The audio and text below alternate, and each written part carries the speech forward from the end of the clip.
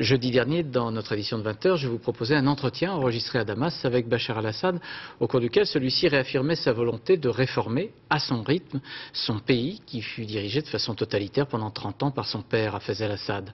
Au moins en apparence, et nous avons pu le constater, comme Alain Chalvron et Nadine Picard, le culte de la personnalité est-il en voie de disparition.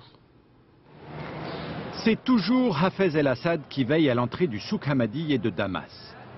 Ce n'est qu'à la sortie du souk que l'on trouvera un portrait en forme de cœur de son successeur et fils, Bachar. Un an après la mort de Hafez el-Assad, rien n'aurait donc changé en Syrie. En apparence, non. Mais le pays danse aussi une sorte de tango damascène, un pas à droite, à gauche, en avant, en arrière, qui donne finalement une certaine impression de mouvement. Ce journal, par exemple, Adomari, né en février, premier journal privé depuis 38 ans, était inconcevable autrefois. Une sorte de canard enchaîné qui tape dur et fort sur les corrompus et les mentalités sclérosées. Personne ne vient me dire « ceci est interdit, ceci est permis ». Il y a une loi sur les publications qui contient en elle-même les limites à ne pas dépasser. Par exemple, l'armée et les secrets militaires ou la diffamation sans preuve. Autre signe d'ouverture, la généralisation des paraboles, même dans les quartiers populaires. La multiplication des clubs Internet ou la généralisation des téléphones mobiles.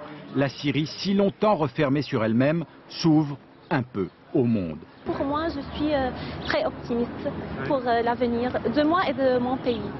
Il n'aura pourtant échappé à aucun de ces jeunes gens qu'un coup d'arrêt a été donné en début d'année à un certain processus démocratique.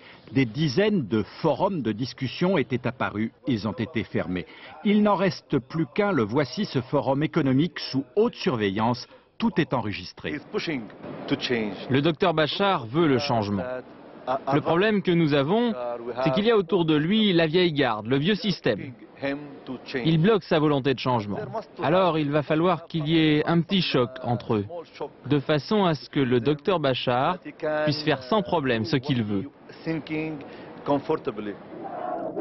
Pour le moment, le jeune président conforte son assise populaire, installe ses propres réseaux, calme le jeu des réformes qui menaçaient de s'emballer et caresse dans le sens du poil son armée pour éviter, si possible, ce petit choc.